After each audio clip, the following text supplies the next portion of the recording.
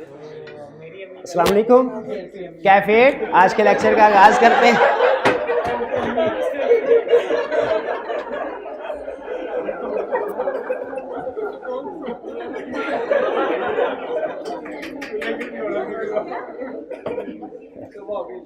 चलिए, लेक्चर 79। आज हम टॉपिक क्या स्टडी करने जा रहे हैं? मटीरियलिटी। मटीरियलिटी कोई मुश्किल टॉपिक नहीं है और आधे से ज़्यादा चीज़ें आप स्टडी कर चुके हैं। फ़र्क सिर्फ ये है कि मुख्तलिफ़ जगहों पे जो चीज़ें हमने डिस्कस की हैं उसको मैंने कंसोलिडेट करना है, इकट्ठा करना है और आज के लेक्चर में आपके साथ शेयर करना है। हाँ, कुछ चीज़ें नहीं भी होंगी, जैसे परफॉर्मेंस मटीरियलिटी। अक्सर आप क्वेश्चन पूछते थे, सर ये परफॉर्मेंस मटीरियलिटी क्या है, इसको एक्सप्लेन कर दे। तो मैं हमेशा आपको कहता था अभी नहीं, जब टाइम आएगा तो अब वो टाइम आ गया। आज परफॉर्मेंस मटीरियलिटी को भी हम डिस्कस करेंगे और इसके अलावा कुछ और कंसेप्ट्स भी मटीरियलिटी के हवाले से डिस्कस करेंगे। कंसेप्ट्स क्या डिस्कस करेंगे हम? एक मटीरियलिटी की डेफिनेशन, मटीरियलिटी की डेफिनेशन हम स्टडी करेंगे। इसके अलावा सर रिकॉर्डिंग के लिए साउंड ठीक है ना? ओके। मटीरियलिटी की डेफिनेशन, मटीरियलिटी क्या है, ऑफिशियल डेफिनेशन, ताकि आईकैप एग्जाम में अगर पूछे तो हम उसको रिप्रोड्यूस कर सकें। फिर आपको याद है जब कभी मटीरियलिटी की डेफिनेशन मैंने आपको याद करवाई थी, हमेशा कहता था एंड पे एक लाइन लाजमी लिखनी है। कौन सी लाइन थी?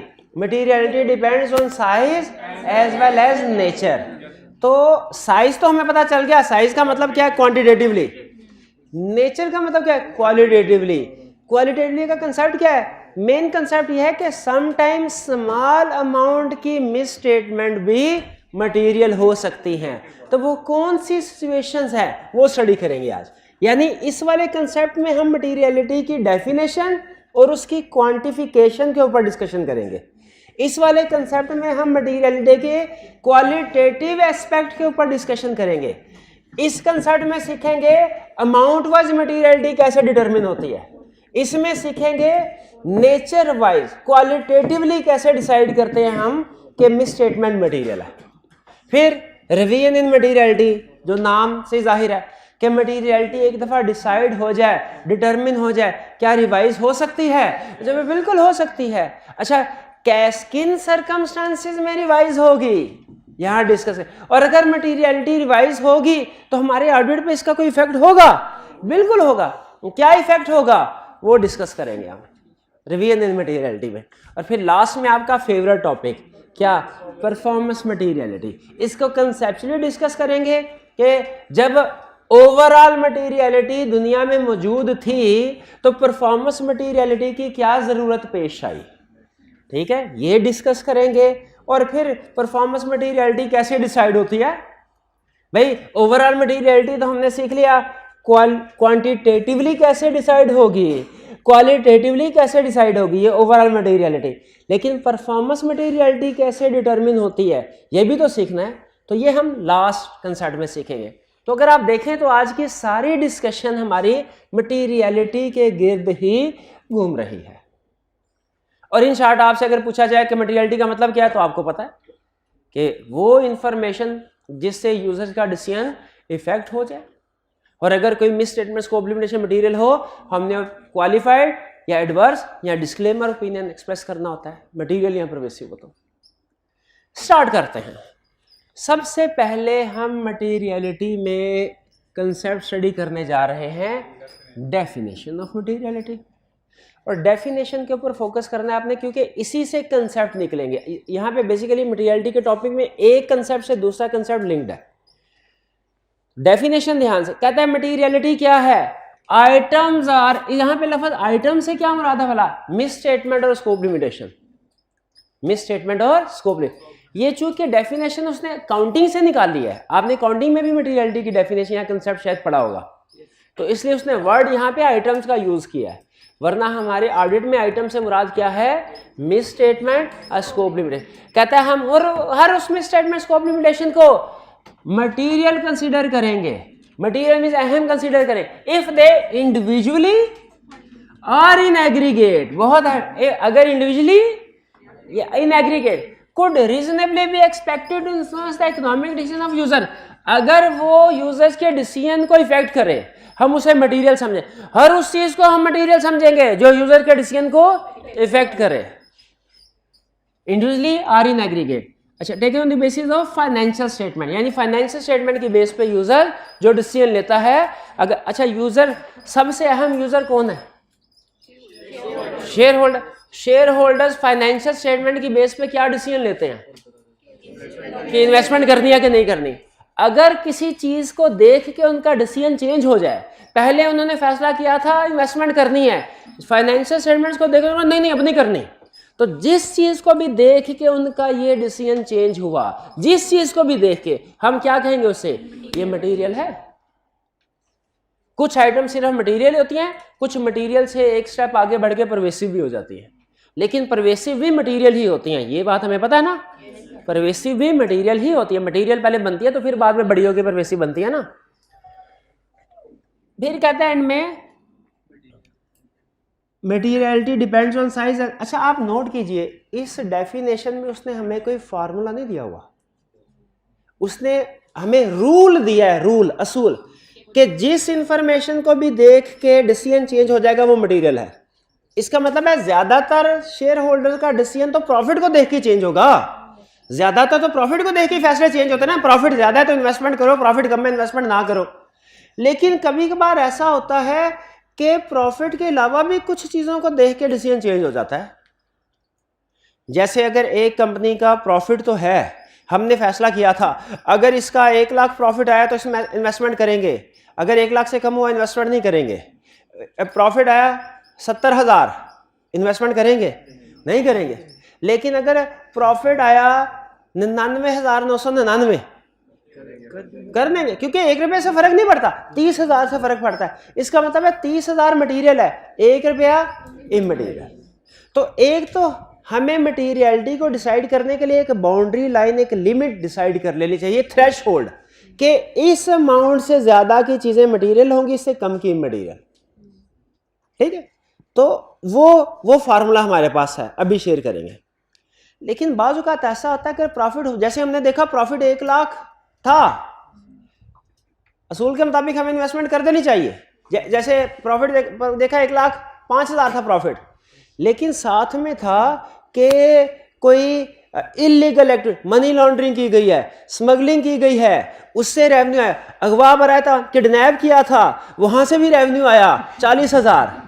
अगर इलीगल एक्टिविटीज भी आई हुई हैं, उसमें फ्रॉड है बाय सीएफओ, आप क्या इस तरह की कंपनी में इन्वेस्टमेंट करेंगे जिसका प्रॉफिट तो है लेकिन वो इलीगल एक्टिविटीज में इन्वॉल्व है, वो फ्रॉडुलेंट एक्टिविटीज में इन्वॉल्व है? नहीं करेंगे। इसका मतलब ये हुआ सिर्फ अमाउंट्स नहीं, नेचर ऑफ ट्रांजैक्शन भी हमारे डिसीजन को, यूजर के डिसीजन को अफेक्ट करती है। पहला मैसेज आपको वो यही देना चाह रहा है जब वो कहता है ना कि materiality depends on size as well as nature of misstatement. इसका मतलब यही है कि मटीरियल के यूजर्स का डिसीजन, देखिए डेफिनेशन में क्या बताया, हर वो चीज मटीरियल है जिससे यूजर का डिसीजन चेंज होगा।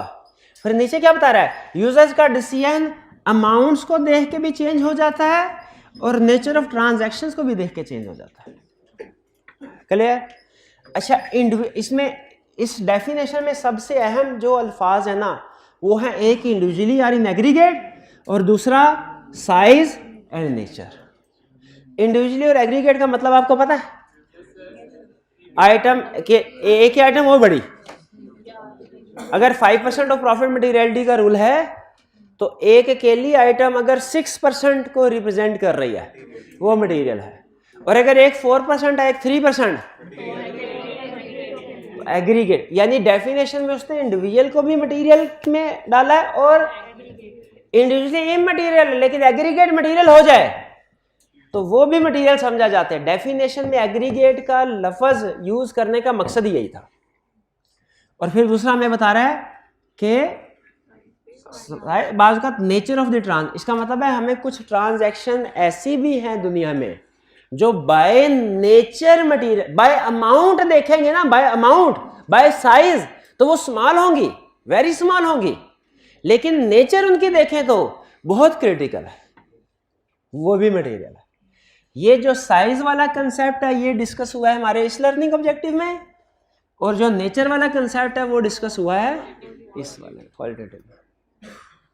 ठीक है, आगे चलते हैं। डेफिनेशन हमने पढ़ ली। डेफिनेशन से हमें यह पता चल गया कि एक है मटेरियलिटी डिटरमिन करने का क्वांटिटेटिव रूल, एक है क्वालिटेटिव रूल। इस पे सारे साथ हैं। यहां तक बात समझ आ रही? चलिए अब आगे चलते हैं। क्वांटिटेटिवली मटेरियलिटी कैसे डिटरमिन की जाती है? How materiality is determined. अब हमें पता है चूंकि दो तरह से है, क्वांटिटेटिवली भी और क्वालिटेटिवली भी, दोनों को पढ़ेंगे। पहले क्वांटिटेटिवली। क्वांटिटेटिवली मटेरियलिटी कैसे पता चलाते हैं हम? क्वांटिटेटिवली कि कोई आइटम मटेरियल है कि इमटेरियल, कैसे पता चल? बहुत आसान, ये फार्मूला है। मटेरियलिटी किसी ना किसी बेंचमार्क को किसी ना किसी परसेंटेज से मल्टीप्लाई करते हैं तो वो मटेरियलिटी आ जाती। क्वांटिटेटिवली मटेरियलिटी कैसे कैलकुलेट होती है? किसी ना किसी बेंचमार्क को किसी ना किसी परसेंटेज के साथ मल्टीप्लाई करते हैं। जैसे सबसे ज्यादा बेंचमार्क जो यूज होता है वो है प्रॉफिट, और सबसे ज्यादा जो परसेंटेज यूज होती है वो है 5%। लेकिन याद रखिए कि ये बेंचमार्क या परसेंटेज चेंज भी हो सकती हैं। जैसे ज्यादातर ऑर्गेनाइजेशंस जो दुनिया में पाकिस्तान में चल रही हैं वो प्रॉफिट ओरिएंटेड है। ठीक है, वो प्रॉफिट ओरिएंटेड है। लेकिन कुछ नॉट फॉर प्रॉफिट ऑर्गेनाइजेशन भी तो हैं। प्रॉफिट ओरिएंटेड ऑर्गेनाइजेशन में जो उसके स्टेक होल्डर होंगे, जो उसके यूजर्स होंगे, किसके ऊपर फोकस कर रहे होंगे? प्रॉफिट के ऊपर। इसका मतलब है प्रॉफिट ओरिएंटेड एंटिटी में बेंचमार्क क्या होना चाहिए? प्रॉफिट। लेकिन नॉट फॉर प्रॉफिट ऑर्गेनाइजेशन में फोकस किसके ऊपर कर? प्रॉफिट के ऊपर फोकस नहीं कर रहे होते। प्रॉफिट के ऊपर नहीं, रेवेन्यू के ऊपर, एसेट्स के ऊपर। आप आईकैप की फाइनेंशियल स्टेटमेंट्स को देखिए, ऑडिट करने के लिए जाएं तो आईकैप आपको देखे sir not for profit organisation है हम, और देखें प्रॉफिट कुछ भी नहीं है, ना होने के बराबर। आप कहेंगे नॉट फॉर प्रॉफिट ऑर्गेनाइजेशन का प्रॉफिट ना होने के बराबर ही होता है। हम तो ये कि आपका रेवेन्यू कितना है, आपके एक्सपेंसेस कितने हैं, आपके एसेट्स कितने हैं। आप हमें कहते हैं कि प्रॉफिट बिल्कुल भी नहीं है, लेकिन हम स्टूडेंट से इतना रेवेन्यू जनरेट करते हैं, आप इतनी फीसेस बढ़ाते हैं, और फिर वो सारे का सारा खर्चा कर देते हैं मेंबर्स के ऊपर। इनकी मीटिंग बुला के इनको आप मटन खिलाते हैं, हलवे खिलाते हैं, सारे एक्सपेंस। तो जाहिर है प्रॉफिट तो थोड़ा सा ही होगा ना। इसका ये मतलब है कि आईकैप जो है सारा सोशल एक्टिविटीज कर रहा है। अब बताइए, अगर आप आईकैप को ऑडिट करने के लिए जाएं, क्या प्रॉफिट को बेंचमार्क बनाएंगे? याद रखिएगा, नॉट फॉर प्रॉफिट ऑर्गेनाइजेशन में या तो प्रॉफिट होता ही नहीं या बड़ा नॉमिनल सा होता है। इसीलिए ऐसी कंपनीज का ऑडिट करने के लिए जाएं तो हमारा एप्रोप्रिएट बेंचमार्क क्या होगा? रेवेन्यू या टोटल एक्सपेंडिचर या टोटल एसेट्स या इक्विटी। अच्छा ये बताइए, अगर बेंचमार्क प्रॉफिट है तो सूटेबल परसेंटेज क्या है? 5%। शाबाश शाबाश शाबाश। अगर बेंचमार्क चेंज हो जाए, रेवेन्यू हो जाए या एसेट्स हो जाए या एक्सपेंसेस, तो फिर 1% नहीं, तो फिर 5% नहीं, 1%। क्योंकि टोटल एसेट्स या टोटल रेवेन्यू हायर फिगर है प्रॉफिट की निस्बत।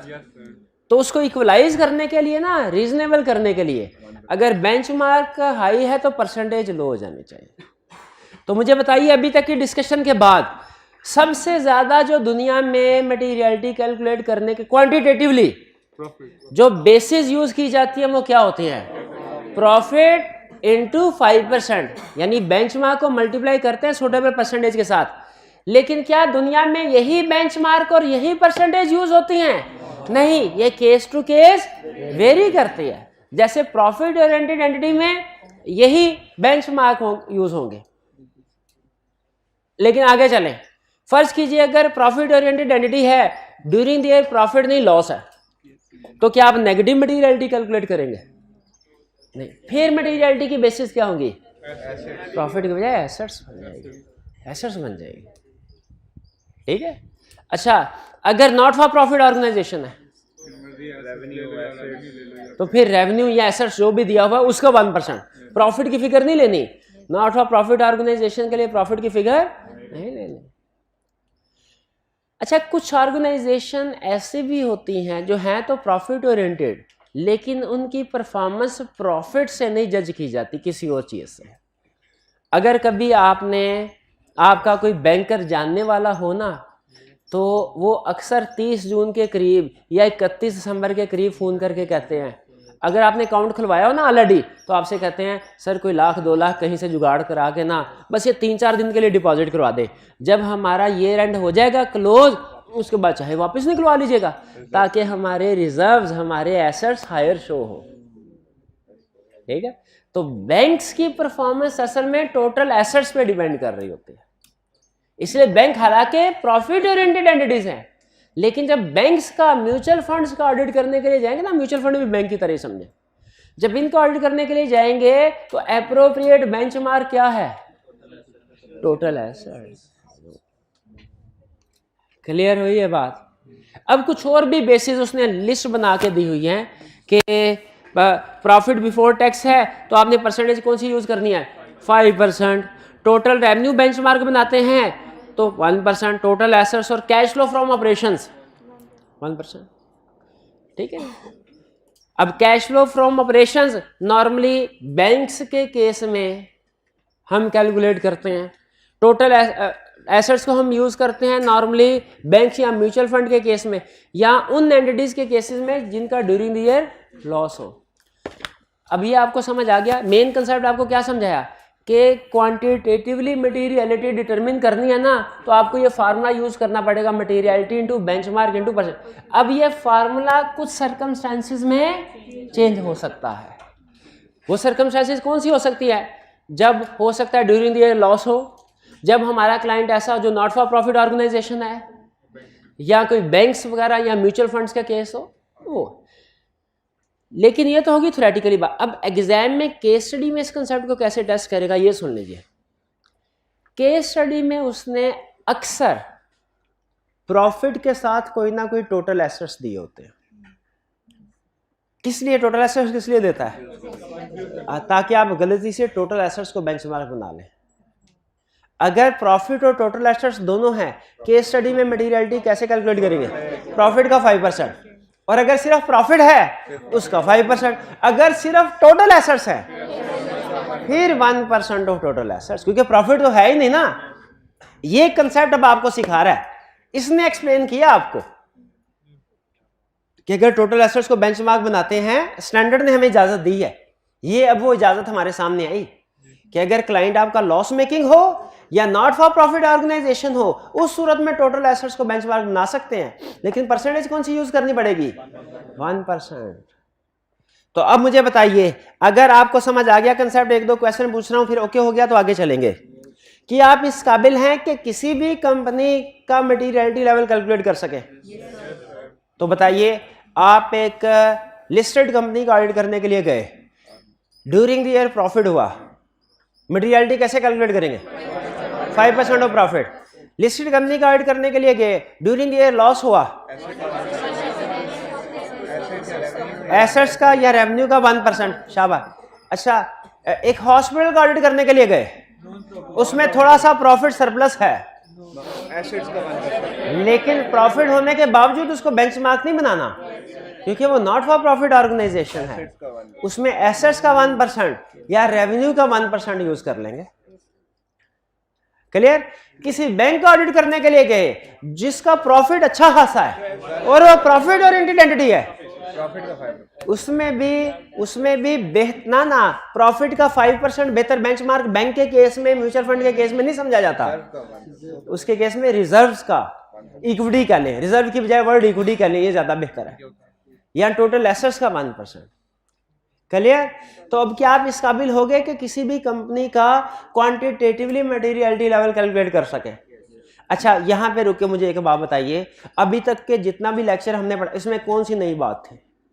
कोई ना कोई, सारी पहले मुख्तलिफ जगह पे पढ़ी हुई हैं, सिर्फ वो इकट्ठी हो रही, यही फायदा होता है। पहले आपको याद होगा बहुत से कंसेप्ट हम एडवांस में डिस्कस कर लेते थे, अब ये एंड पे आके हमें उन कंसेप्ट का फायदा होगा कि वो अनऑफिशियली हमने टॉपिक पढ़े हुए हैं, अब सिर्फ इकट्ठे होके एक तरह से रिवीजन हो रही है और आपके सामने ला रहा हूं। हाँ, कुछ चीजें नहीं भी आएंगी, ये नहीं कि हर चीज पुरानी, कुछ चीजें नहीं, लेकिन वो थोड़ी होंगी। आगे चलते हैं क्वालिटेटिवली। सम टाइम ऐसा होता है कि कोई मिस स्टेटमेंट की अमाउंट स्मॉल है, लेकिन स्टिल उसकी नेचर की वजह से शेयर होल्डर अपना डिसीजन चेंज कर ले, हम कहते हैं वो मटेरियल है, मटेरियल है। अच्छा, अब इसकी एग्जाम्पल्स को गौर से पढ़ लें, समझ लें और याद कर लें, क्योंकि ये केस स्टडी में एग्जाम्पल यूज करेगा। केस स्टडी में एग्जाम्पल आपको अमाउंट कैलकुलेट करवा के देगा कि ये इमटेरियल है, लेकिन साथ कोई ना कोई नेचर की इंफॉर्मेशन दे देगा, जिससे हमने ये कंक्लूजन ड्रॉ करना होगा कि ये क्वालिटेटिवली मटेरियल है। इसलिए एग्जाम में किसी भी केस स्टडी में अगर इमटेरियल अमाउंट आ जाए ना, मिस स्टेटमेंट इमटेरियल आ जाए, तो आपने इफेक्ट ऑन रिपोर्ट देने से पहले एक दफा क्वेश्चन दोबारा पढ़ लेना है कि कोई नेचर की इंफॉर्मेशन तो नहीं उसने दी हुई। अगर नेचर, जैसे एक दफा केस स्टडी में उसने कहा कि मटीरियलिटी लेवल 1 लाख है, मिस स्टेटमेंट 25,000 की है, लेकिन अगर इस मिस स्टेटमेंट को करेक्ट करते हैं तो बैंक के साथ एक लोन एग्रीमेंट किया, उसकी वायलेशन हो जाएगी। अब ये बैंक के साथ एग्रीमेंट किया, इसकी वायलेशन हो जाएगी। ये हमें ऐसी इंफॉर्मेशन दे रहा था जो कि क्वालिटेटिवली अहम थी। तो आपने जब कभी अमाउंट वाइज इमटेरियल हो मिस स्टेटमेंट, एक दफा दोबारा इंफॉर्मेशन को पढ़ लेना केस स्टडी की कि कहीं कोई इसमें क्वालिटेटिवली अहम। अब क्वालिटेटिवली क्या चीजें हो सकती हैं जो क्वालिटेटिवली मटेरियल हो? सुन लें, फ्रॉड। फ्रॉड कहीं पे उसने हमें बता दिया तो वो चाहे स्मॉल अमाउंट का क्यों ना हो, मटेरियल कंसिडर किया जाता है। अगर आपको पता चले कैशियर ने 250 रुपए का फ्रॉड किया है तो इमटेरियल नहीं, मटेरियल कंसिडर। इसकी रीजन क्या है? इसकी रीजन ये है कि रिसर्च ये बताती है कि जो बंदा फ्रॉड करता है ना, वो एक फ्रॉड कभी नहीं करता, वो बजाय ये कि एक बड़ा अमाउंट का एक फ्रॉड करने के बजाय वो छोटी छोटी अमाउंट के बहुत से फ्रॉड करता है। सोफिस्टिकेटेड टेक्निक इसी चीज का नाम है। इसलिए अगर छोटी अमाउंट का भी फ्रॉड निकल तो समझ लीजिए कि इस तरह के छोटे छोटे और फ्रॉड भी हैं जो मिलके बड़े फ्रॉड हो जाएंगे। अब खुद सोचिए, अगर सीएफओ ने छोटा सा फ्रॉड किया एक एरिया में, तो क्या दूसरे एरियाज में फ्रॉड नहीं किया होगा? अगर हमारे सामने एक एरिया का फ्रॉड आ जाए तो हम ये अज्यूम कर लें बस इसी एरिया में था, बाकी और किसी जगह फ्रॉड नहीं है। नहीं, बाकी जगह पे भी हो सकता है। तो एग्री करते हैं, फ्रॉड इज ऑलवेज मटेरियल, चाहे अमाउंट स्मॉल क्यों ना हो, irrespective of size, irrespective of. फिर दूसरा नो क्लार। नो क्लार मैंने आपसे पहले भी इसको बताया, ये क्या है? Non compliance with laws and regulation. जहां पे लॉ की रिक्वायरमेंट आ गई, उसकी वायलेशन हुई। लीगल रिक्वायरमेंट की वायलेशन जब भी करेंगे ना आप, वो हमेशा मटेरियल है, मटेरियल है। जैसे हमारी लीगल रिक्वायरमेंट तो नहीं, लेकिन प्रोफेशनल रिक्वायरमेंट है। आईकैप कहता है कि हर साल मेंबर्स ने 18,000 रुपया फीस जमा करवानी है। अब ये एक चार्टर्ड अकाउंटेंट के लिए 18,000 इमटेरियल है, इमटेरियल है। लेकिन अगर ये इमटेरियल अमाउंट जमा ना करवाएं, इसका इफेक्ट मटेरियल होता है। इफेक्ट क्या होता है? आईकैप लिस्ट ऑफ मेंबर से नाम खारिज कर देता है। हम अपने आप को चार्टर्ड अकाउंटेंट नहीं कह सकते, और अगर प्रैक्टिस में किसी फर्म का, किसी कंपनी का ऑडिट कर रहे हैं तो ऑडिटर भी पॉइंट नहीं हो सकते, क्योंकि चार्टर्ड अकाउंटेंट ही नहीं रहेंगे। तो मुझे ये बताइए, ये 18,000 की अमाउंट वाइज इमटेरियल है, क्वालिटेटिवली मटेरियल है। ठीक है? किस वजह से? क्योंकि इससे लीगल रिक्वायरमेंट की वायलेशन हो रही है। इसी तरह अगर लॉ की वायलेशन हो, अगर लॉ की वायलेशन हो तो जहां पर कहीं क्वेश्चन में कह दे, देखिए एक टिप सुन लीजिए, टिप। केस स्टडी में, जिस केस स्टडी में भी उसने कह दिया ना कि किसी लीगल रिक्वायरमेंट की वायलेशन हुई है, किसी लीगल रिक्वायरमेंट की वायलेशन हुई है, आपके जहन में दो बातें आ जानी चाहिए। एक तो ये कि ये वायलेशन मटेरियल है, चाहे अमाउंट जो मर्जी हो, ये मटेरियल है चाहे अमाउंट जो मर्जी हो। इसकी मिसाल यूँ समझिए कि बाज़ औक़ात ऐसा होता है कि गवर्नमेंट से ना बिजनेस करने के लिए लाइसेंस लेने पड़ते हैं और लाइसेंस की फ़ीस होती है, लेकिन अगर गवर्नमेंट को वो फ़ीस छोटी सी है, चाहे लाइसेंस की फ़ीस करे, लाइसेंस रिन्यू होगा नहीं, और अगर रिन्यू नहीं होगा तो बिजनेस नहीं कर सकती कंपनी। ये लीगल रिक्वायरमेंट की एग्जांपल है। तो जब कभी एग्जाम में लीगल रिक्वायरमेंट की वायलेशन का जिक्र आ जाए, आपके ज़हन में दो बातें आ जाएं। पहली बात यह है कि इसका इफेक्ट हमेशा मटेरियल होगा, चाहे अमाउंट स्मॉल की ना, और दूसरा मैनेजमेंट की इंटेग्रिटी पे डाउट क्रिएट होते हैं। भाई ये ऐसी मैनेजमेंट जो इलीगल एक्टिविटीज कर रही हो, आपके ख्याल में वो अच्छी मैनेजमेंट होगी? नहीं। तो दो, आपने मैनेजमेंट इंटेग्रिटी पे कमेंट करना है जब कभी वायलेशन हो, और दूसरी बात किस पे? मटेरियल। इमटेरियल समझ के इग्नोर नहीं करना। केस स्टडी में आपको इस तरफ लेके जाएगा कि इमटेरियल है, लॉ की वायलेशन है, तो क्या इमटेरियल है, इसको इग्नोर कर दो। आप कहेंगे इग्नोर किया, अनमोडिफाइड ओपिनियन, हालांकि गलत है। ठीक है। और इसी से मिलती जुलती एक और चीज है, non compliance with laws and regulation से मिलती जुलती और चीज है डेट कोवेनेंट रिक्वायरमेंट। यहां पे कहीं लिखा होगा, किधर लिखा? हाँ, ये अफेक्टिंग की रेशो है डेट कोवेनेंट। डेट कोवेनेंट का मतलब क्या है? एग्रीमेंट। बाज़ औक़ात बैंक के साथ जब एग्रीमेंट करते हैं ना, बैंक कुछ ना कुछ शर्तें अपनी जरूर रखता है। अगर हम उन शर्तों को ना माने या वायलेशन करें, बैंक कहता है मेरा सारा लोन मुझे वापस दे दो। ठीक है। उनमें से एक शर्त ये होती है कि आपके एसेट्स की जो करंट रेशो है, फॉर एग्जांपल करंट रेशो, वो इस 1.1 से कम नहीं होनी चाहिए, और डेट इक्विटी रेशो इतनी होनी चाहिए, इससे ज्यादा नहीं। असल में रेशोज का मकसद ये होता है, बैंक इंश्योर करना चाहता है कि at any point of time आपके पास सफिशिएंट एसेट्स मौजूद हो, ताकि अगर आप लोन की किस्त पे ना करें तो आपके एसेट बेच दे। ऐसा ना एक तरफ बैंक से हम लोन ले लें, दूसरी तरफ एसेट सारे बेच दे, तो डिफॉल्ट करेंगे तो बैंक क्या बेच के पैसे रिकवर करवाएगा? कुछ भी नहीं। तो बैंक ने कंडीशन रखी होती है। अब बैंक ने कहा 1:1 होनी चाहिए करंट रेशो।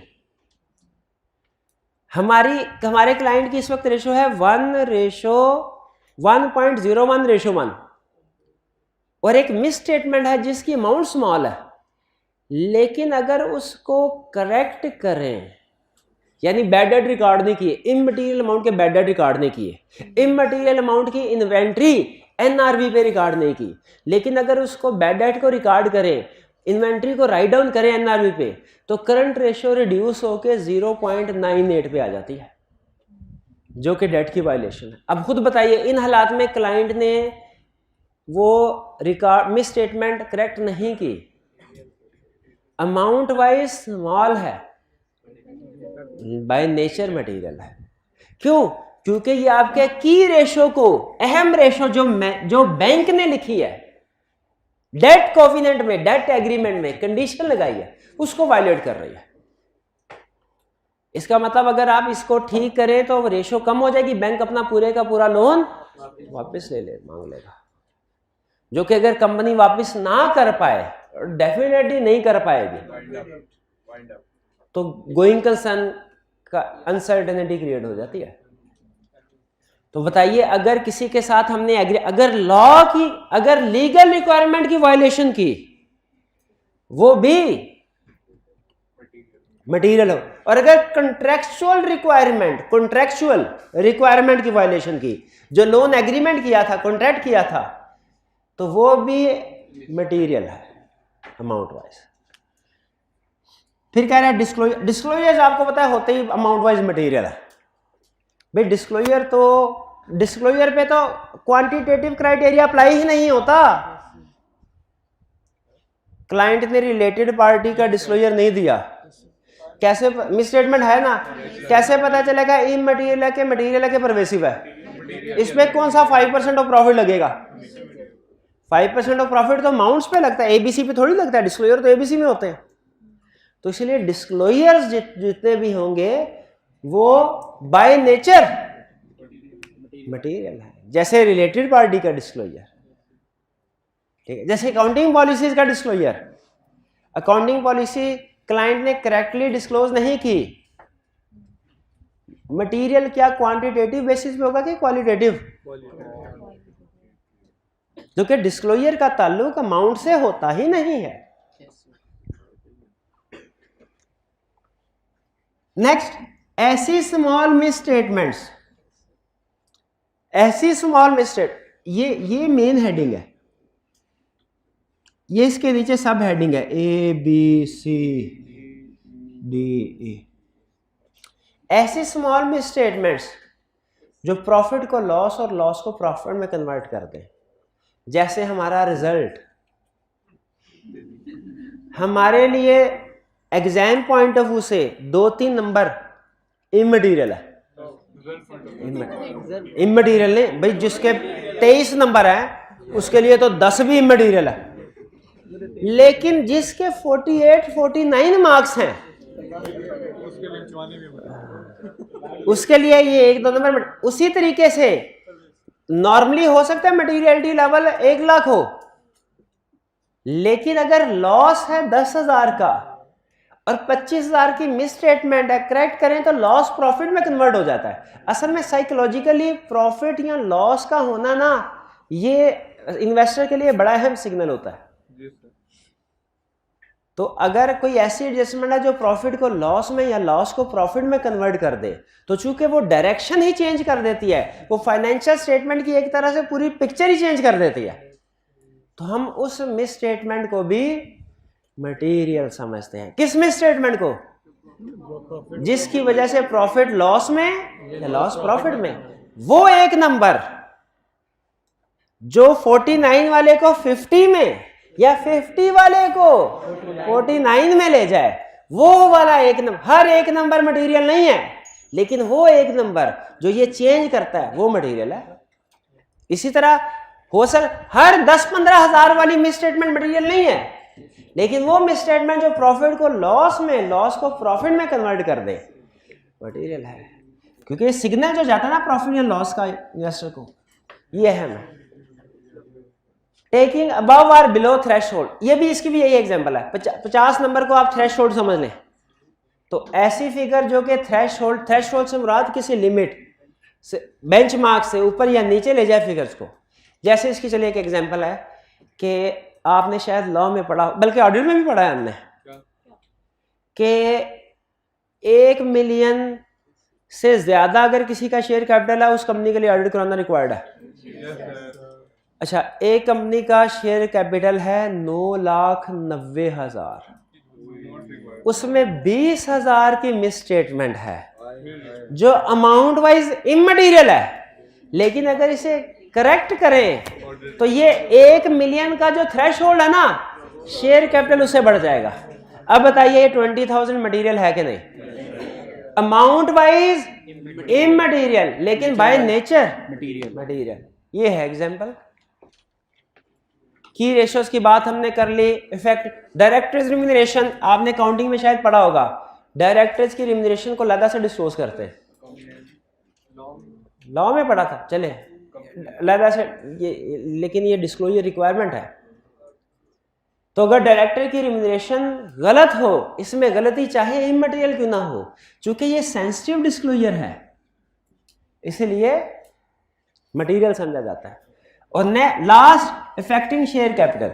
शेयर कैपिटल ये भी अगर आपने लॉ पढ़ा ना तो आपको अंदाजा होगा, शेयर कैपिटल एक सेंसिटिव इंफॉर्मेशन, क्रिटिकल है। आपने 100 रुपए का एक शेयर भी जनरल पब्लिक को इश्यू करना है ना, एक शेयर भी, तो आपने लॉ में पढ़ा होगा, उसके लिए रिक्वायरमेंट्स होती हैं, प्रॉस्पेक्टस बनाना पड़ता है, कमीशन से अप्रूवल लेनी पड़ती है, और कुछ और भी रिक्वायरमेंट्स है। तो शेयर कैपिटल में थोड़ी सी भी गलती, चूंकि इसको रेगुलेटर देख रहे होते हैं, मॉनिटर कर रहे होते हैं, शेयर कैपिटल इशू करने के लिए लीगल रिक्वायरमेंट्स हैं, तो उसमें थोड़ी सी भी अगर मिस स्टेटमेंट होगी शेयर कैपिटल के एरिया में, वो क्या होगी?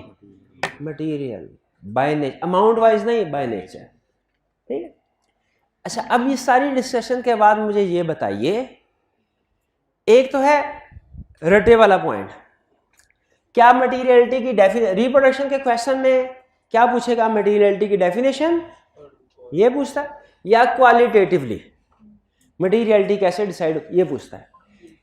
केस स्टडी में इस कंसेप्ट को कैसे पूछेगा, वो आपको टोटल एसेट्स या टोटल प्रॉफिट की फिगर दे देगा जैसे हमने चैप्टर 4 में क्वेश्चन किए हैं, और कहेगा मटीरियलिटी कैलकुलेट करो और बताओ इम्पैक्ट ऑन रिपोर्ट क्या होगा। और सम टाइम अमाउंट स्मॉल होती है, फिर बता रहा हूं, लेकिन क्वेश्चन के अंदर उसने इनमें से किसी एक इंफॉर्मेशन को यूज किया होगा। अगर इनमें से कोई एक इंफॉर्मेशन भी क्वेश्चन के अंदर आ गई तो याद रखें अमाउंट स्मॉल होने के बावजूद आप कहेंगे इफेक्ट मटेरियल है और क्वालिफाइड ओपिनियन एक्सप्रेस करेंगे। क्लियर? अच्छा, अभी तक हमने क्या सीखा? हमने मटेरियलिटी की डेफिनेशन सीख ली, हमने ये सीख लिया कि ये मटेरियलिटी डिटरमिन कैसे करते हैं, एग्रीड। फिर हमने ये सीख लिया क्वालिटेटिव मटेरियलिटी किन केसेस में क्वालिटेटिवली मटेरियल होगी। ये सिर्फ आपने ये केसेस याद कर लेने हैं, यही केस टेस्ट करेगा, इसके अलावा बाहर में जाएगा। Next, uses. मटेरियलिटी का इस्तेमाल किया जाता है, बिल्कुल किया जाता है। कहाँ किया जाता है? ऑडिट में किया जाता है। किस स्टेज पे किया जाता है? ना ना, ड्यूरिंग ऑडिट नहीं, स्टार्ट ऑफ द ऑडिट भी, ड्यूरिंग ऑडिट भी, एंड ऑफ द ऑडिट भी। आपने अभी तक जितना भी इस्तेमाल सीखा है वो सिर्फ एंड ऑफ द ऑडिट सीखा है, रिपोर्टिंग स्टेज पे। लेकिन ये प्लानिंग, स्टार्ट यानी प्लानिंग स्टेज पे भी, ड्यूरिंग यानी परफॉर्मेंस स्टेज पे भी, और एंड यानी रिपोर्टिंग स्टेज पे भी मटेरियलिटी यूज की जाती है। End of the audit materiality level use करते हैं, यस। किस लिए? मिस स्टेटमेंट्स का एग्रीगेट इफेक्ट देखने के लिए, टाइप ऑफ ओपिनियन डिसाइड करने के लिए, टाइप ऑफ ओपिनियन डिसाइड करने के लिए। हम मटेरियलिटी के यूजेस 3 स्टेजेस पे होते हैं, start of the audit, during audit, end of the audit. Start of the audit किस लिए? रिस्क असेसमेंट के लिए। ड्यूरिंग ऑडिट किस लिए? प्रोसीजर परफॉर्म करने के लिए। एंड ऑफ द ऑडिट किस लिए? एंड ऑफ द ऑडिट किस लिए? ओपिनियन देने के लिए। अच्छा, अब जरा इसको मैं डिटेल में आपके साथ डिस्कस करता हूं। इसके साथ ही मैं परफॉर्मेंस मटेरियलिटी को भी लिंक कर दूंगा। मटेरियलिटी के यूजेस क्या है? 3, start of the audit, during and. Start इसलिए रिस्क असेसमेंट प्रोसीजर डिसाइड करने के लिए, रिस्क असेसमेंट के लिए, और रिस्क असेसमेंट प्रोसीजर्स कौन कौन से परफॉर्म करने, उसके लिए। क्योंकि हम कहते हैं ना, auditor shall assess risk of material misstatement, तो इसका मतलब है जब ऑडिटर रिस्क असेस कर रहा होगा ना रिस्क असेसमेंट में, तो उसके सामने बहुत से रिस्क आते हैं, छोटे छोटे भी, बड़े बड़े भी। ऑडिटर कौन से वाले रिस्क को फोकस करता है? मटेरियल वाले को। तो कौन से रिस्क मटेरियल है, इसके लिए मटेरियलिटी लेवल होगा तो उसे पता चलेगा ना। तो मटेरियलिटी लेवल का पहला इस्तेमाल किस फेज में? प्लानिंग स्टेज में। दूसरा इस्तेमाल प्रोसीजर परफॉर्म करते हुए। अच्छा, प्रोसीजर परफॉर्म करते हुए ये मैं भी एक्सप्लेन करता हूं। तीसरा इस्तेमाल एंड ऑफ द ओपिनियन देने के लिए। ऑडिटर क्या करता है? सारी मिस स्टेटमेंट को एग्रीगेट करके देखता है, इसका इफेक्ट मटेरियल है तो क्वालिफाइड ओपिनियन, या एडवर्स अगर परवेसिव भी हो तो, और अगर इमटेरियल इफेक्ट है अनमोडिफाइड। इसका मतलब है रिपोर्टिंग स्टेज पे भी ऑडिटर मटेरियलिटी लेवल चेक करता है। किस लिए? ऑडिट रिपोर्ट देने के लिए, टाइप ऑफ ओपिनियन डिसाइड करने के लिए, ये देखने के लिए कि मिस स्टेटमेंट का एग्रीगेट इफेक्ट क्या है। Risk assessment stage clear, reporting stage में भी ऑडिटर मटेरियलिटी यूज करता है, क्लियर। अब आते हैं परफॉर्मेंस स्टेज। परफॉर्मेंस स्टेज पे भी मटेरियलिटी यूज होती है, लेकिन इंटरेस्टिंगली ट्विस्ट कहानी में, ट्विस्ट क्या? देखिए, मटेरियलिटी के यूजेस 3 हैं, प्लानिंग, परफॉर्मेंस, रिपोर्टिंग। लेकिन प्लानिंग और रिपोर्टिंग में यूज डिफरेंट है, परफॉर्मेंस में यूज डिफरेंट है। क्या सुने, प्लानिंग में और रिपोर्टिंग में जो मटीरियलिटी यूज होती है ना, उसे कहते हैं ओवरऑल मटीरियलिटी। लेकिन परफॉर्मेंस स्टेज पे प्रोसीजर परफॉर्म करते हुए जो मटीरियलिटी यूज होती है उसे कहते हैं परफॉर्मेंस मटीरियलिटी। अब ये ओवरऑल मटीरियलिटी क्या है, परफॉर्मेंस मटीरियलिटी क्या है, ये कंसेप्ट है जो आज आपने सीखना है, आज आपने सीखना है। ठीक है, ये अगर सीख रहे हैं ना, इसके बाद बाकी चीजें कुछ भी नहीं रह जाती, बाकी ऐसा। हाँ चैप्टर ही खत्म हो जाए, यही मैं कह रहा हूँ, यही मैं कह रहा हूँ। देखिए अभी तक, अच्छा खुद बताइए, अभी तक के लेक्चर में आपने सिर्फ ये चीजें नहीं सीखी हैं, बल्कि इनमें भी मैंने 2 एग्जाम्पल, एक ये और डेट वाली, ये पहले क्लास में दी हुई है। बाकी कोई नई चीज है तो बताएं मुझे, कोई नई चीज नहीं, तो फिर क्या परेशानी है, कोई परेशानी नहीं। अच्छा एग्जाम्पल बड़ी इंटरेस्टिंग है, आपको अगर समझ आ गई ना तो आप खुश हो जाएंगे। एग्जाम्पल, अच्छा मुझे ये बताइए, ये मेरे ये स्टेप्स हैं, ये स्टेप्स जो डिस्कस कर लिए हैं कि यूजर बताना है, यूजर्स कौन से हैं, अप्रोप्रिएट बेंचमार्क, ये बस उसे रूटीन के स्टेप्स पूछे हुए हैं, ये डिस्कस कर लिए हैं। और अभी कुछ डिस्कस कर लेंगे, परफॉर्म क्वालिटेटिव डिस्कस कर लें, बेंचमार्क की परसेंटेज की बात कर ली, यूजर्स की बात कर ली कि यूजर डिफरेंट होते हैं। ऐसे ना करें, अभी आधा घंटा हुआ है और अभी आधा घंटा, तो एक्स्ट्रा क्लास का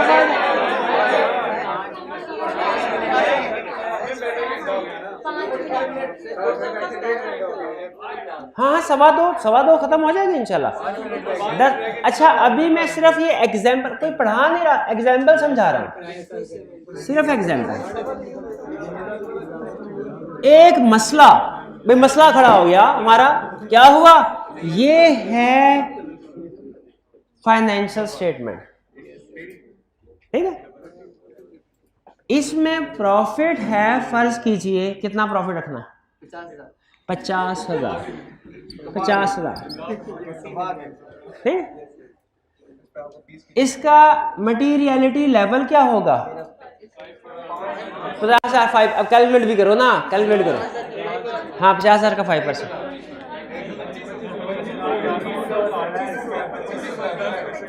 2500। अब ये ज़हन में रखिएगा, ये प्रॉफिट है 50,000, प्रॉफिट है, और इसका मटीरियलिटी लेवल है 2500। इसमें इसको कहते हैं ओवरऑल मटीरियलिटी लेवल। जब ऑडिट कंप्लीट हो जाएगा ना, एंगेजमेंट पार्टनर रिपोर्ट पे साइन करने लगेगा, वो देखेगा टोटल मिस स्टेटमेंट कितनी है, उसे पता चलेगा पूरे ऑडिट में एक ही मिस स्टेटमेंट है, कितने की, 3,000 की। कौन सा ओपिनियन देगा, क्वालिफाई। ये है use of materiality in reporting stage. और अगर 500 की 6 मिस स्टेटमेंट्स हैं तो भी मटीरियल क्वालिफाइड ओपिनियन। ये है एग्जांपल एग्रीगेट मिस स्टेटमेंट। और ये रिपोर्ट देने से पहले एंगेजमेंट पार्टनर वैल्यूएट कर रहा है, तो यह है use of materiality at reporting stage.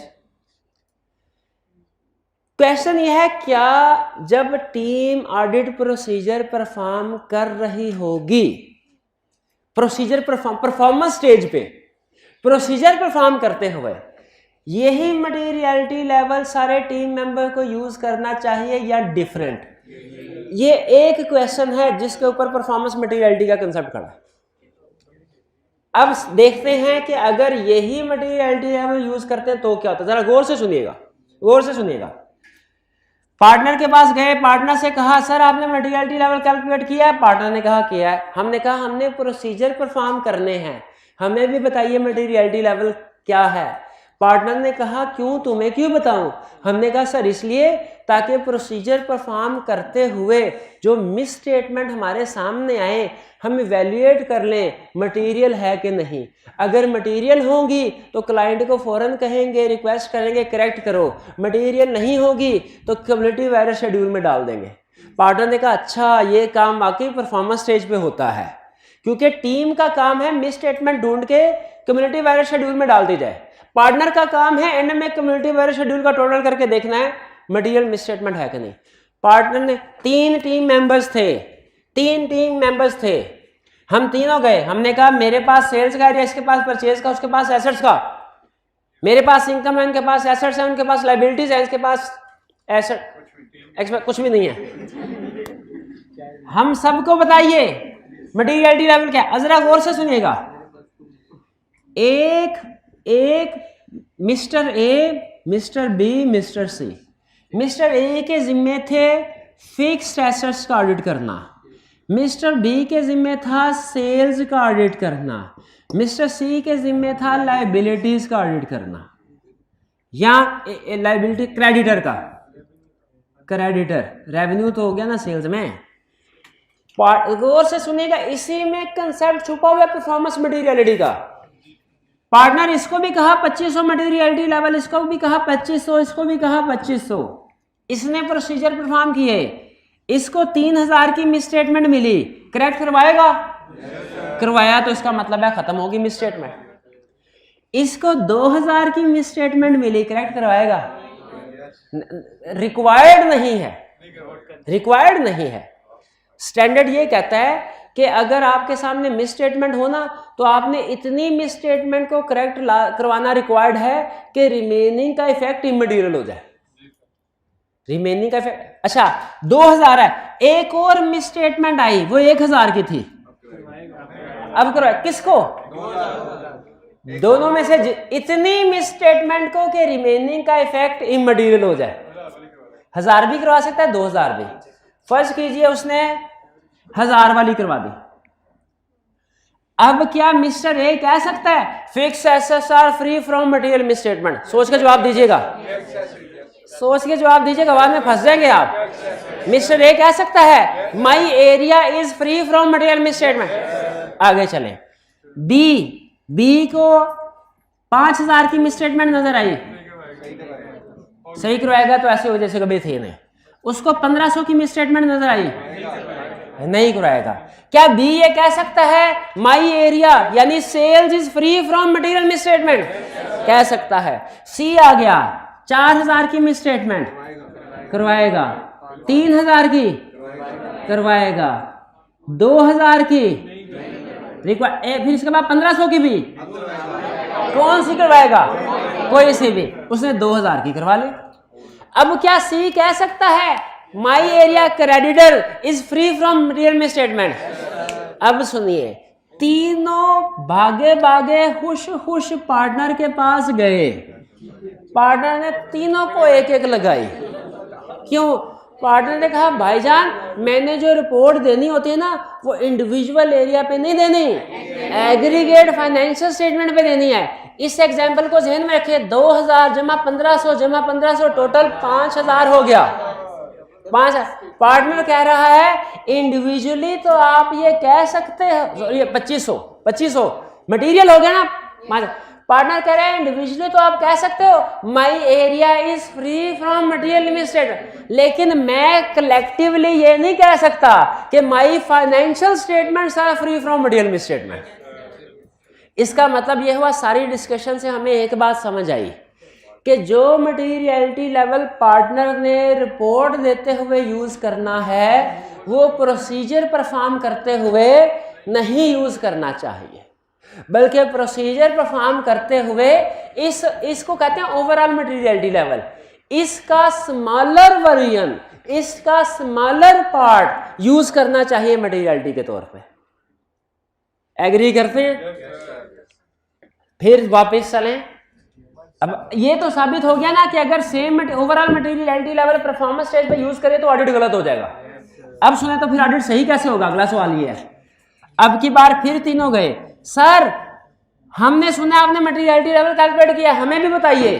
Partner ने कहा तुम्हें क्यों बताऊं? उन्होंने कहा सर हमने प्रोसीजर परफॉर्म करने हैं, उसमें जो मिस स्टेटमेंट सामने आएंगी इन्हें वैल्यूएट करना है। मटेरियल होंगी तो क्लाइंट से रिक्वेस्ट करेंगे करेक्ट करो, और मटेरियल नहीं है तो कम्युनिटी वायरल शेड्यूल में लिख देंगे। पार्टनर ने कहा अच्छा ठहरो अभी बताता हूं, इधर देखना ना, अभी उधर देखो, उधर 2500। ए को कहा ओ भाई इधर आओ, तुम्हारा मटेरियलिटी लेवल है 1000। बी वाले को 3500। भाई तुम्हारा मटेरियलिटी लेवल है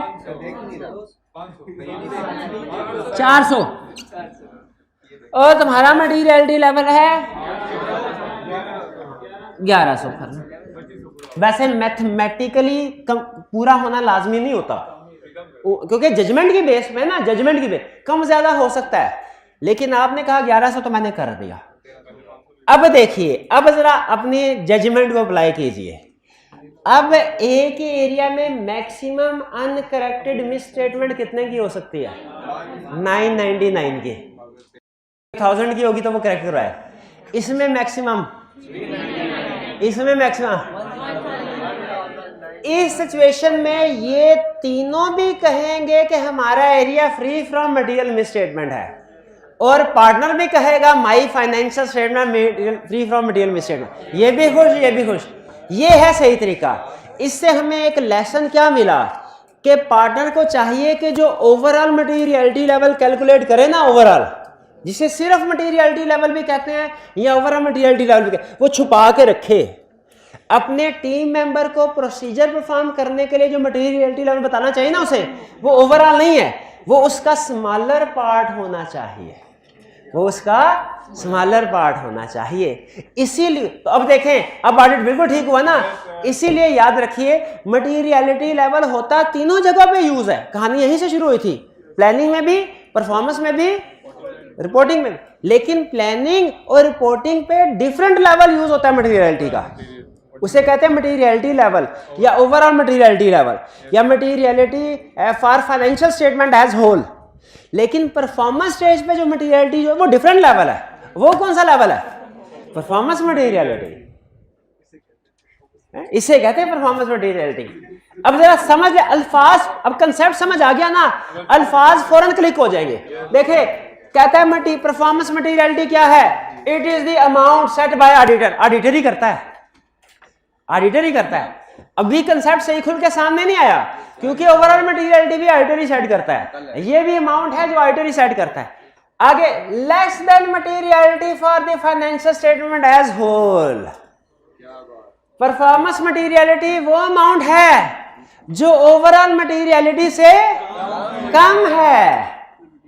किस लिए? तो इसकी जरूरत किस लिए पड़ी? To reduce risk at aggregate of uncorrected and undetected misstatement exceed materiality for the financial statement as a whole. To reduce the risk कौन सा? अच्छा, यहां पे देखिए स्टूडेंट गलतफहमी का शिकार हो जाते हैं कि जैसे शायद ये लिखा हुआ है कि इसका मतलब स्टूडेंट क्या पता क्या समझते हैं? सर ये लिखा हुआ है कि परफॉर्मेंस मटेरियलिटी एक अमाउंट है जो ऑडिटर सेट करता है जो ओवरऑल मटेरियलिटी से कम है, ताकि अनकरेक्टेड मिस स्टेटमेंट का टोटल मटेरियलिटी से एक्सीड हो जाए।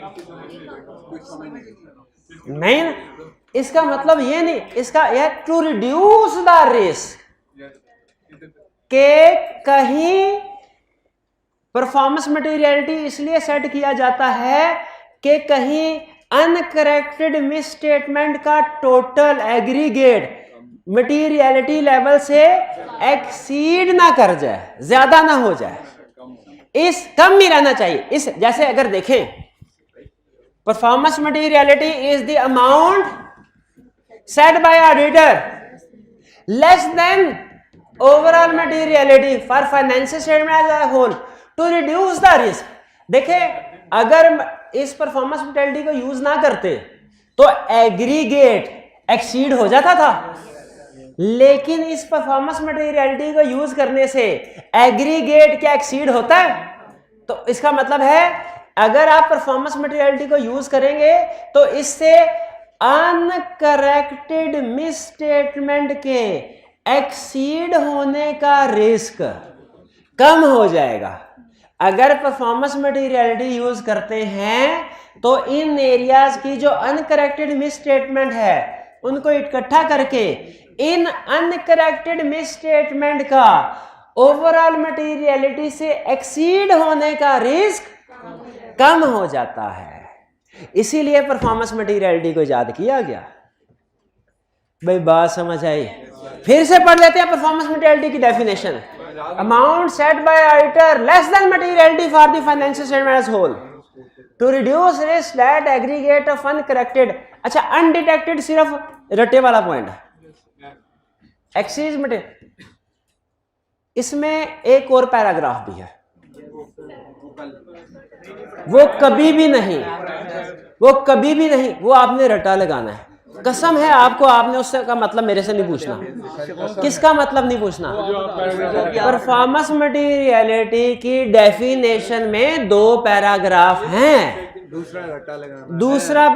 पहला पैराग्राफ देखे समझाया, उसका एक एक लफ्ज समझाया सिवाय अनडिटेक्टेड के, एक समझाया ना जो जरूरी था, कंसेप्ट उसके ऊपर पूरा हो गया। लेकिन अगर एग्जाम में वो हमसे परफॉर्मेंस मटेरियलिटी की डेफिनेशन पूछे तो क्या करना है, बता देंगे। और ये मैंने आपको शायद पहले भी बताया था कि मेरा एक स्टूडेंट था, फर्स्ट टाइम दर उसका पहला पेपर जो रुका वो ऑडिट का था, पूरे कैफ में। किसकी वजह से नहीं, अच्छा वजह सुन लिया। और उसके मार्क्स आए थे 48। ये मैंने खुद देखा है, खुद।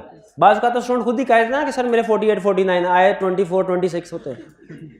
48 मार्क्स। उसने कहा सर एग्जाम में एक 3 नंबर की डेफिनेशन आई थी, वो नहीं मैंने की। वो कौन? Performance materiality. और आपने भी इंश्योर करना है कि अगर 3 नंबर के साथ तो दोनों पैराग्राफ लिखे। ये ना हो पहला पैराग्राफ लिखें वो 1.5 नंबर दे दे, वो फिर भी 50 से कम हो। दोनों पैराग्राफ क्लियर। अब बताइए परफॉर्मेंस मटेरियलिटी का कंसेप्ट समझ आ गया? अच्छा ये बताइए परफॉर्मेंस मटेरियलिटी डिटरमिन कैसे होती है?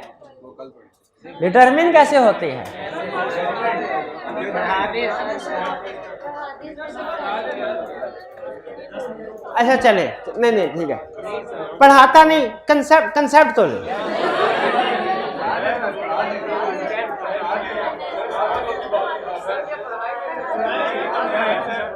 नहीं चले ठीक, नहीं रहने देते। आपने कहा नहीं तो फिर नहीं। देखें आपने इतनी बात मानी मेरी, मैंने कहा एक्स्ट्रा क्लास, आपने कहा हाजिर, तो ये मेरा भी फर्ज बनता है कि आपकी बात माने।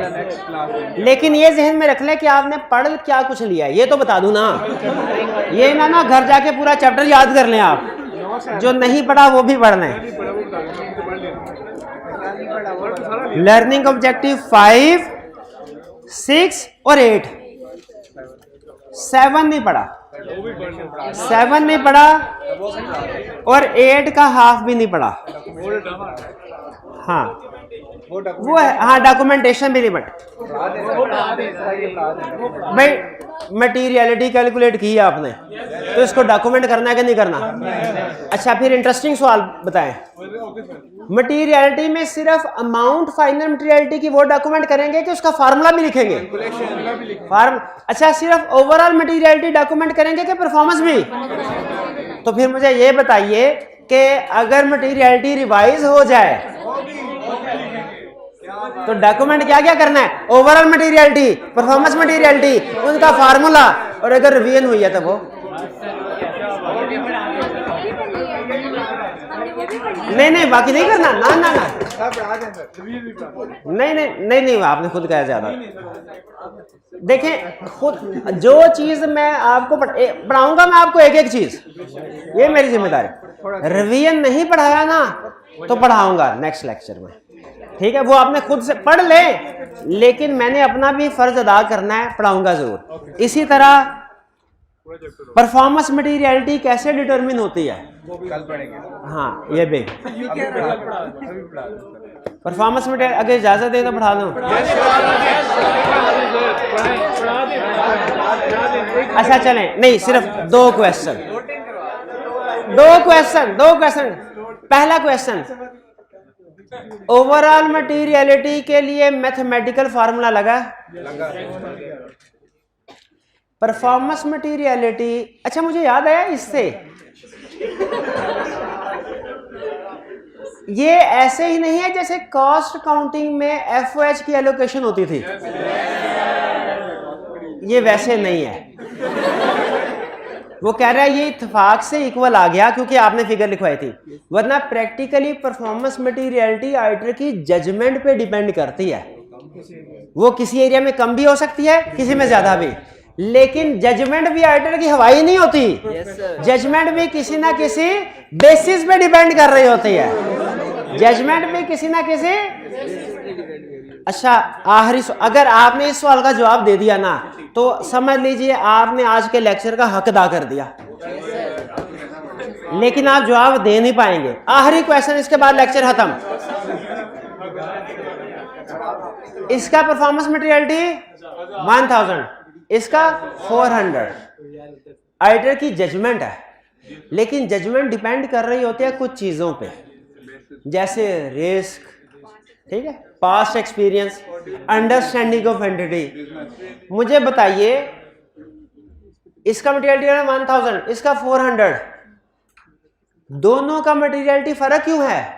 क्योंकि किसी एक में रिस्क कम होगा, एक में ज्यादा होगा, जजमेंट है। बताइए किसमें रिस्क ज्यादा है?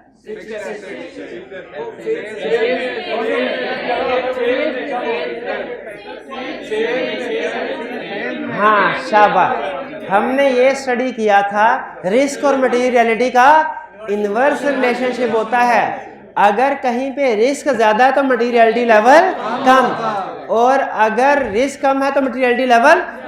तो याद रखें, परफॉर्मेंस मटेरियलिटी को हम मैथमेटिकली इक्वली डिस्ट्रीब्यूट नहीं करते, बल्कि अपनी जजमेंट के लिहाज से देखते हैं। जिन एरियाज में रिस्क ज्यादा हो वहां पे परफॉर्मेंस मटेरियलिटी कम, इसमें सेल्स में रिस्क ज्यादा है, और जहां पे रिस्क कम हो ज्यादा होगी।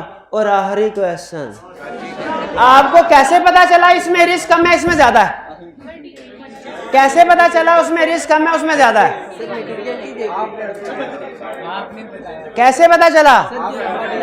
अंडरस्टैंडिंग ऑफ एंटिटी से, अंडरस्टैंडिंग ऑफ इंटरनल कंट्रोल से, रिस्क असेसमेंट प्रोसीजर से, पास्ट एक्सपीरियंस से। पास्ट एक्सपीरियंस से पता चला भाई, पता चला कि नहीं पता चला? अच्छा चलिए, तो ये हमारे परफॉर्मेंस मटेरियलिटी का कंसेप्ट था। अब हमने सिर्फ लर्निंग ऑब्जेक्टिव 7 नहीं किया, नहीं नहीं नहीं इतना नहीं, और शर्मिंदा करेंगे और नहीं। तो अगर आप इतना इसरार करते हैं तो कल क्लास रख लेते हैं। नहीं भड़काना, भड़का रहा हूं मैं? अच्छा खुद बताए, आज के पूरे 1 घंटे के लेक्चर में जो नई नहीं मैं बताता हूं, नई चीज क्या थी? सिर्फ ये वाली लिस्ट नहीं थी, और परफॉर्मेंस मटेरियलिटी का कंसेप्ट नया था बिल्कुल। और ये टोटल मिला के आधा सफा भी नहीं बनता, आधा सफा भी नहीं बनता। वो तो वैसे ही आदत है ना कि कंसेप्ट को डिस्कस करना है तो डिटेल में तो आप समझते हैं सर मुसलसल 1 घंटा बोलते रहे तो पता नहीं क्या कुछ पढ़ा दिया है। और घर जाके देखेंगे आपको 3 लर्निंग ऑब्जेक्टिव, वो भी छोटे छोटे हैं, तीनों मिल मिला के एक सफा भी नहीं बनेगा।